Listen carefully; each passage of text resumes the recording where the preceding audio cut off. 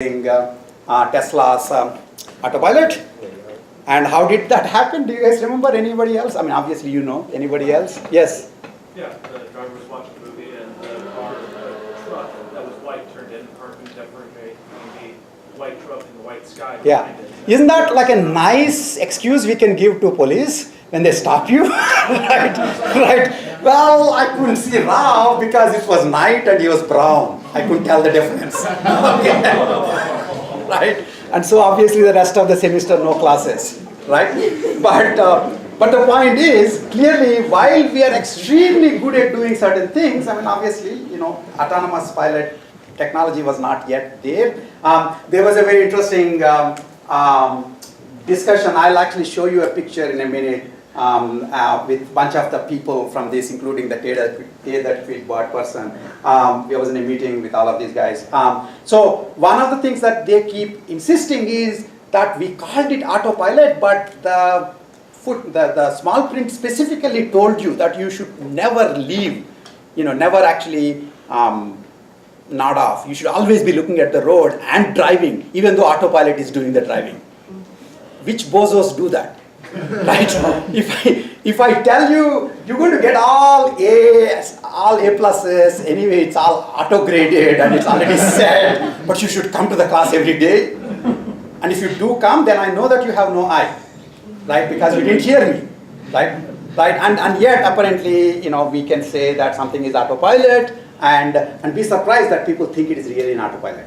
Okay. Actually, day before yesterday or yesterday, the China web page of Tesla has carefully scrubbed the word autopilot and put assisted.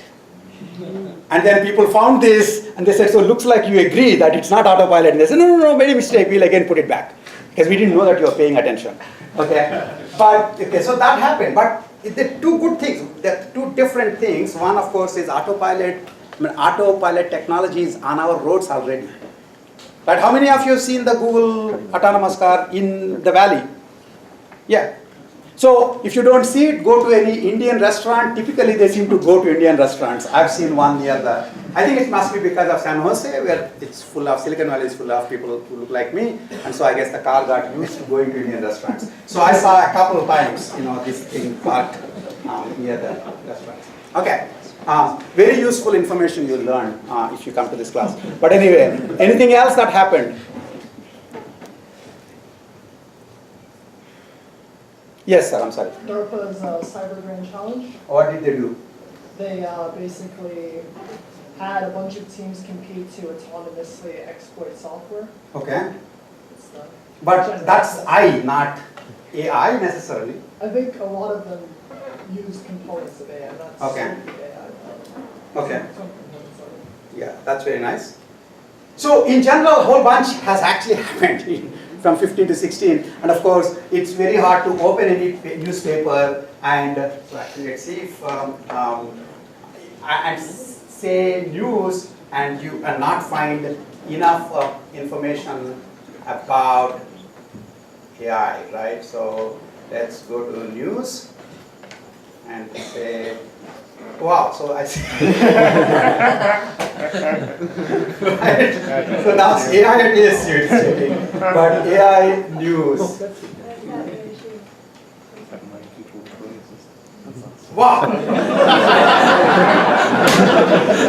I didn't check this, my friends.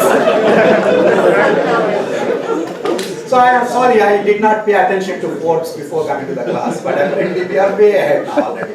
So I guess clearly you people are not paying attention. So you're thinking of other kinds of things that are happening in the world, but more important things are happening. But anyway, so the bigger point I was trying to make is that there is humongous amount of news, right, about AI. Okay, so really, I don't need to get you convinced that interesting things are happening in AI. It's more a question of how do they happen and what are the misconceptions. So that's part of the things that we'll probably wind up spending time on. Okay, so what I'm planning to do, by the way, this class, as I understand, starts at 3:05 and ends at 5:55. So 4:05, 1 hour. and then from here 4:05 to 5:55, it's almost 1 hour 50 minutes, right?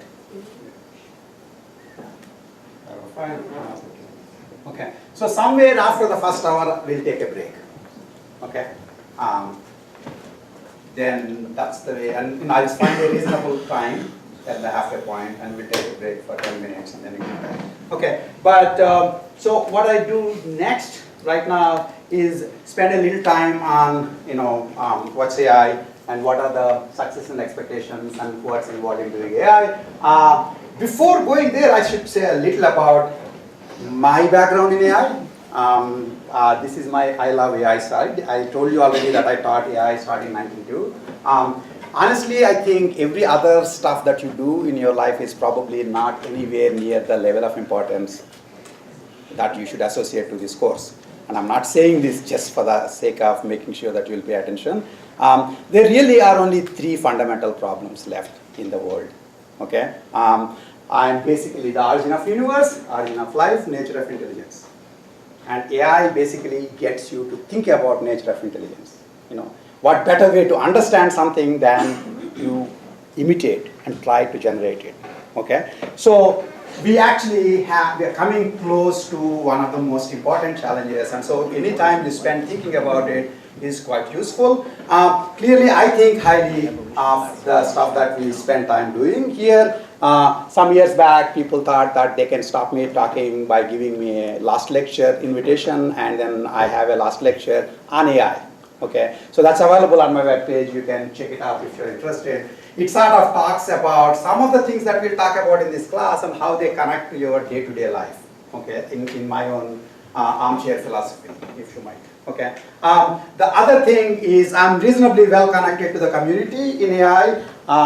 AAAI is the main organization, professional organization of artificial intelligence. I am currently the president of that. ICHCAI is one of the international joint conferences on AI. It's like one of the oldest ones. The first one was held in 1969, and the most recent one was held in ICHCAI, held in Manhattan, and I was the program chair for that. So I have some idea of what's going on in AI. Well, there are advantages and disadvantages for being connected to the community. One disadvantage or advantage, depending on the way you see it, is I got involved in all sorts of crazy meetings. I'll show you a couple of interesting meetings that I get involved in. But one thing that is actually important to you, very of immediate importance, is I'll be gone next week.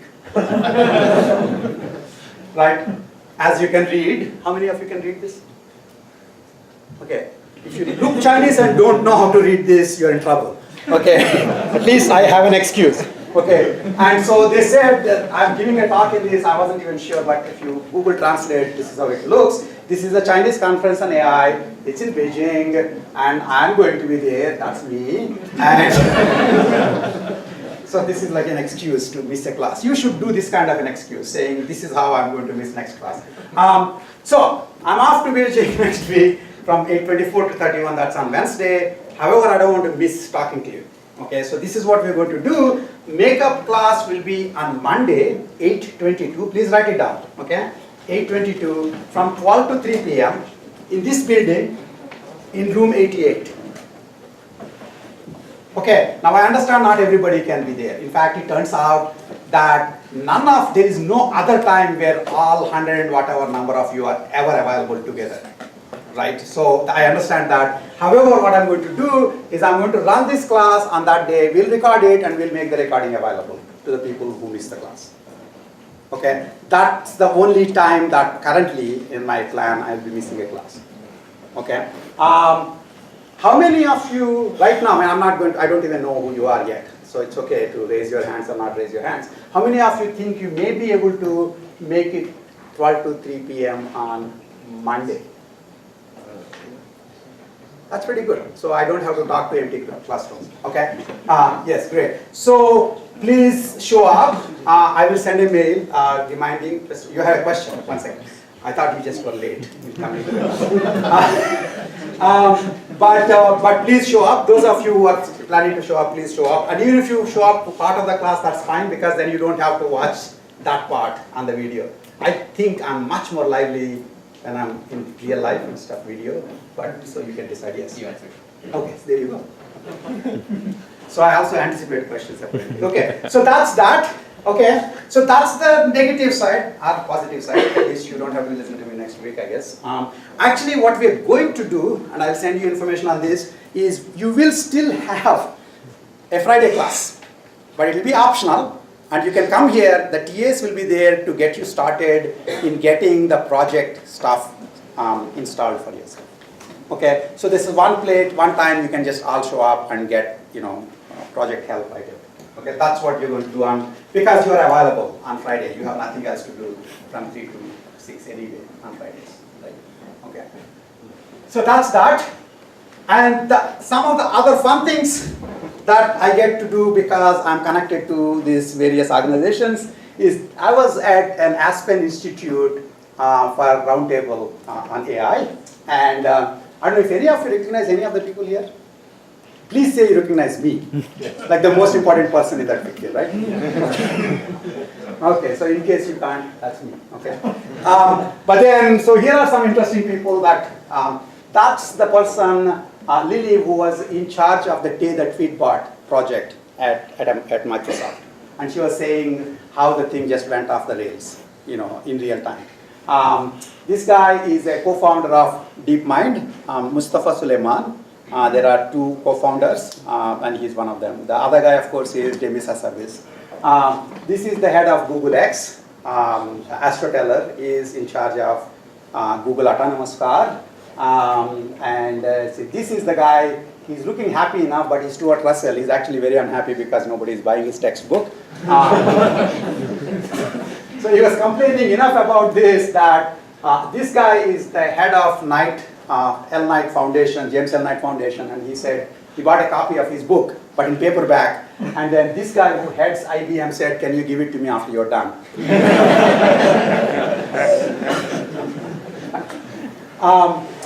That is, anybody recognize that?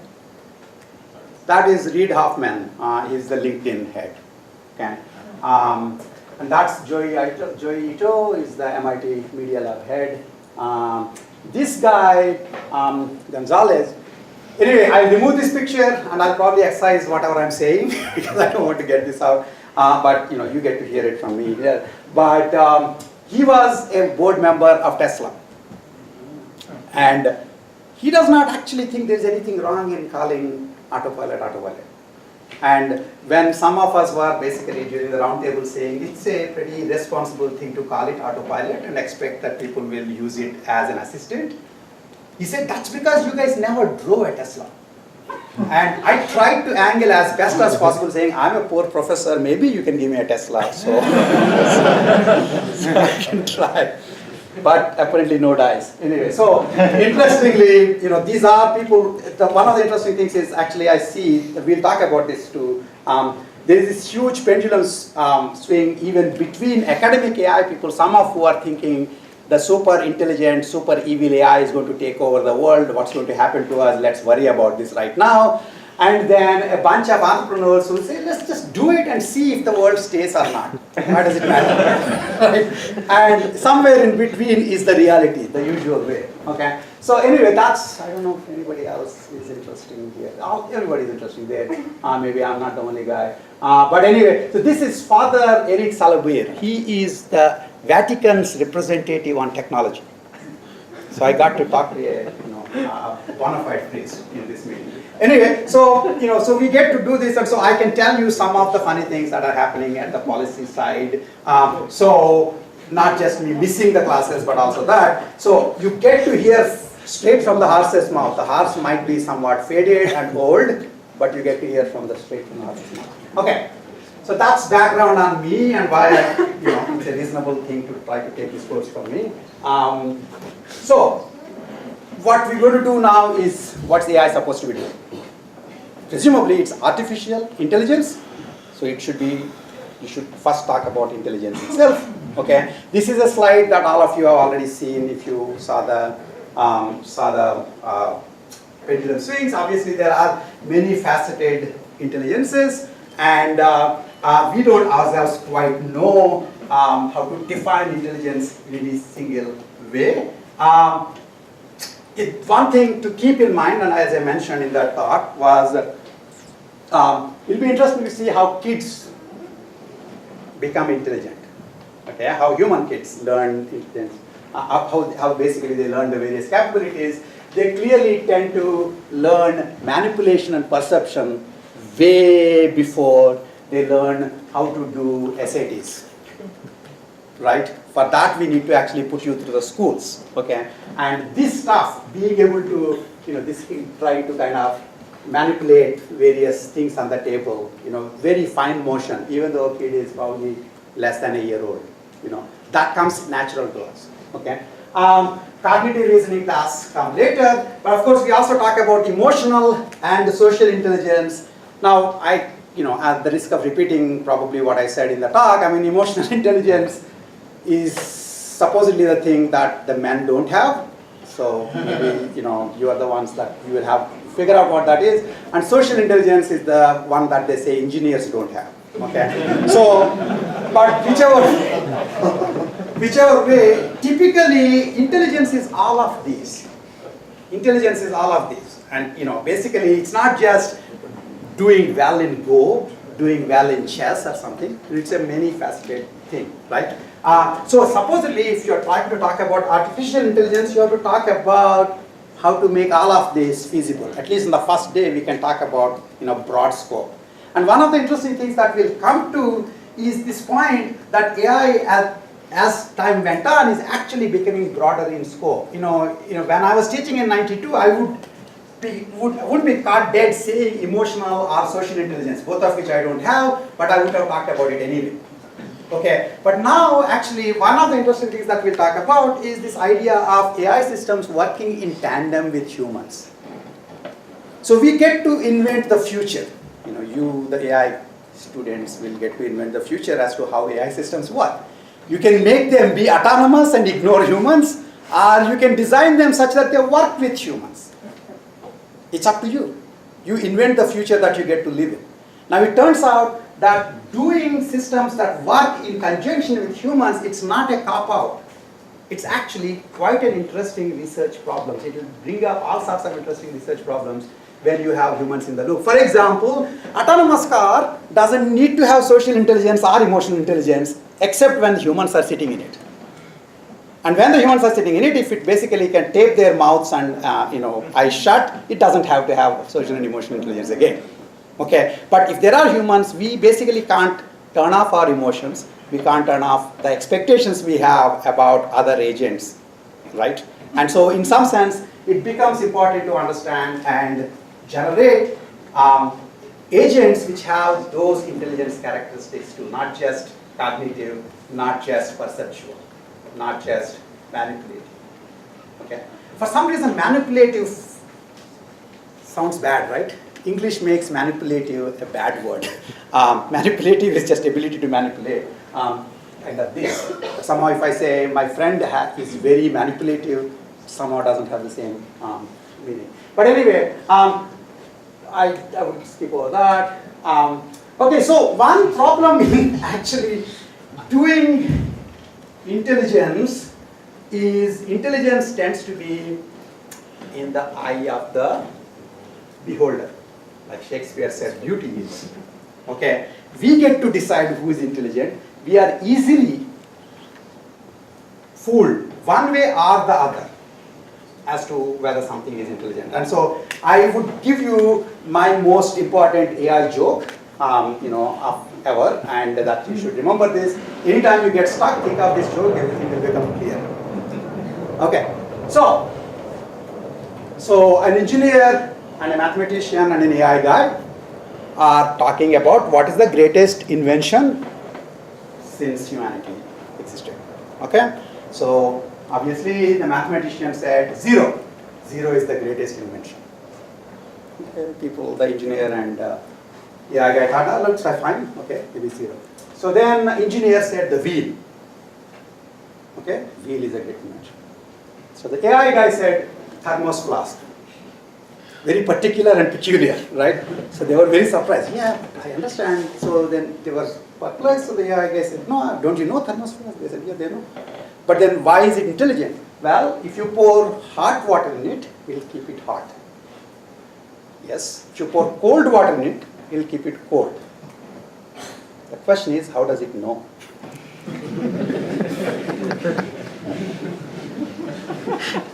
Right? The point is that you can ascribe intelligence to an entity which, if you know how it is doing what it's doing, you would say, it doesn't have any intelligence. Okay, now the Thermos flask joke is a much more interesting version of the Simon's ant. How many of you have heard of Simon's ant? Not Simon's aunt, but Simon's ant.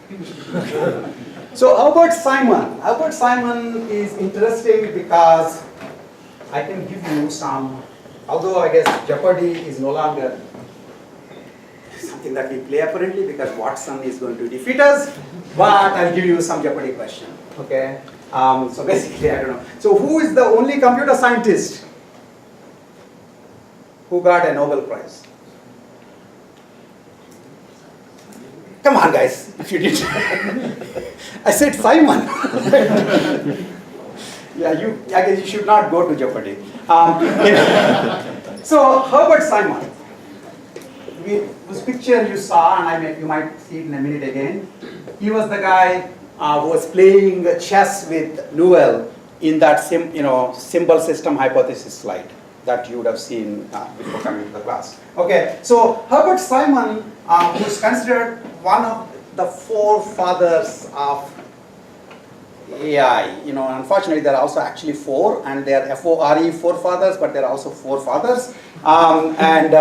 So Herbert Simon was famous for this Simon's ant analogy or allegory, which he basically said, imagine you're looking at an ant on the beach, and you're just looking at what it's doing. And if you're just looking at its behavior, it seems to be going one way, then seems to be changing its direction, going another way. It seems to be backtracking, then it's going here, going there. It seems to be showing a path that's quite complicated. You would think that if there is a point A here on the beach and point B on the beach, you would think, this doesn't require intelligence. It's just a straight line. Okay, but ants don't do that, right? They're simply doing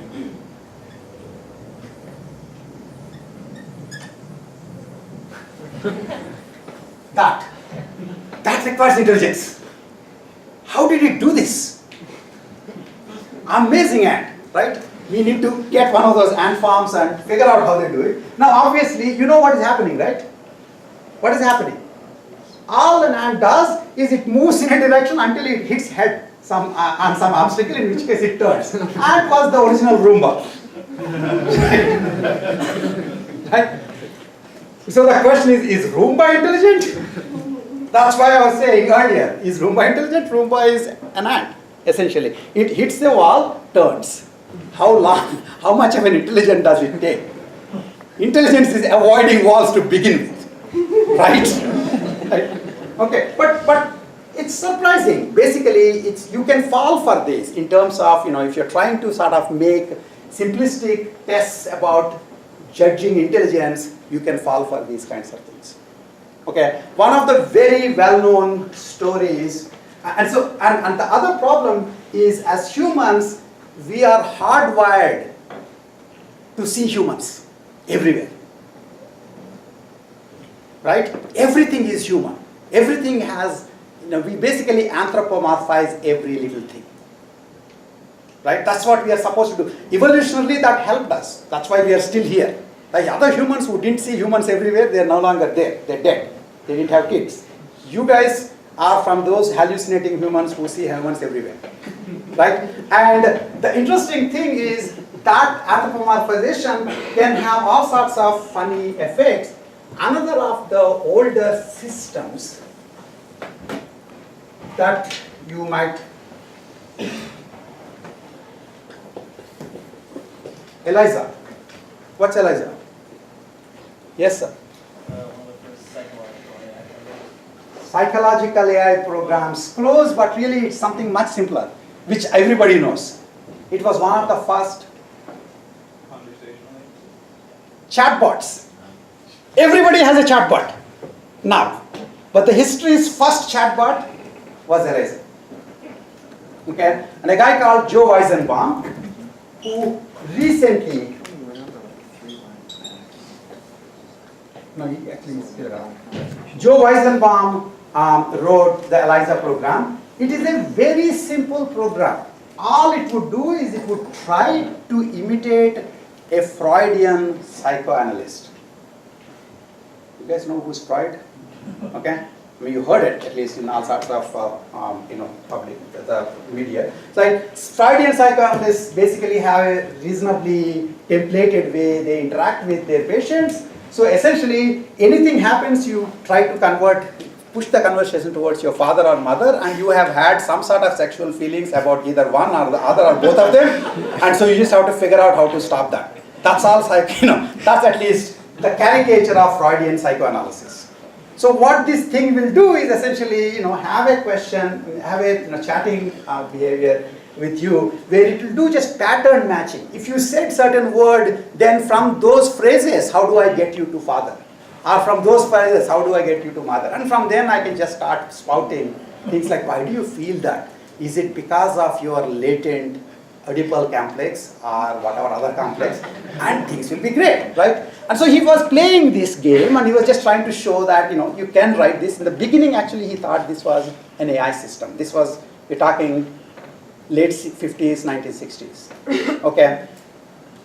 What happened was, he found that his office secretaries were actually pouring their hearts out to this program. So of course, if he had any sense, he would have put a recorder and figured out what their darkest secrets are and then blackmail them. But instead, being a psychologist of some sort of repute, he decided this is a wrong thing to do because people are anthropomorphizing this silly program.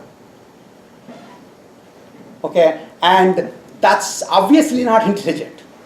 It is not doing anything other than just simple pattern processing, pattern matching. And yet, people just decided that, this is intelligent enough. Okay, now of course we are much farther off. We now have Humans, the series. How many of you have seen the first series of the Humans? Okay, one. The rest of you, I guess your weekend is really packed.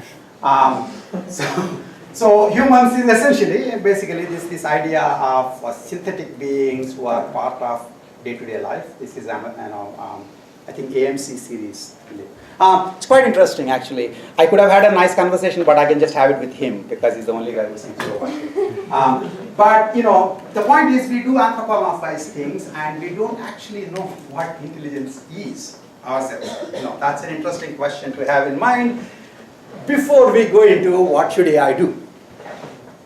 Okay, so we already have this problem in the back of our head, and then the question is, what should AI as a discipline be trying to do? And yes. I'm TA. Okay. You can find a seat. Okay, so you are Garrett, right? Yep. Okay, so he's the third UGTA. Okay, and so thank you. So I thought he was the AI because he just came. Let's see. So what's AI? We will actually stop at 4:15. So let's go a little further, and then we'll start at 4:15 and take a break. So there are four definitions that the textbook plays with. Okay, systems that think like humans, systems that think rationally, systems that act like humans, systems that act rationally. Okay, those are the four definitions. The normal game that we were supposed to play when we show this is to go through all four definitions and say finally there is only one definition that makes sense for AI. That's what we used to do. But in fact, as we go on, we'll see that in fact all of those capabilities are extremely important. Okay? But let's just take a quick look at what each of them entails. Acting humanly. So remember, systems that act, this is thinking and this is acting. And this is like humans, this is rationally. Okay, that's the difference. Okay, rationally has to be defined, of course. It's a formal definition. Normally, I think everything that other people are doing is the definition of irrationality. That way I am rational. But anyway, so acting humanly, the Turing test is basically trying to figure out whether a machine can act humanly and fool all of the people all of the time. Right? Remember, this, you can fool some of the people all of the time, all of the people some of the time. Can you fool all of the people all of the time? And if I can make a system which can, basically get everybody to think that behind the curtain, you can't tell whether it's a human or a machine, then basically the machine has passed Turing test. Now, there are all sorts of interesting issues about Turing test. Obviously, some of you have thought about it. Somebody wants to say some things that are problematic about Turing test. First of all, it's amazing that Alan Turing, the first thing he did after he figured out the theory of computing is not to figure out what is the biggest Excel spreadsheet you can fit on a computer, but tried to ask whether the computers can think, can machines think? Because that's what we are always interested in doing. Okay, so it's one of these interesting questions that a lot of people are trying to grapple with. And if you actually do get a chance, read the paper, Can Machines Think? It's very, very tightly argued, philosophical paper in essence. Okay, but there are all sorts of problems, obviously, now. Okay, so can somebody say something about what is missing in Turing test or why it is not particularly useful as a method for judging whether whether your system has reached intelligence? Yes?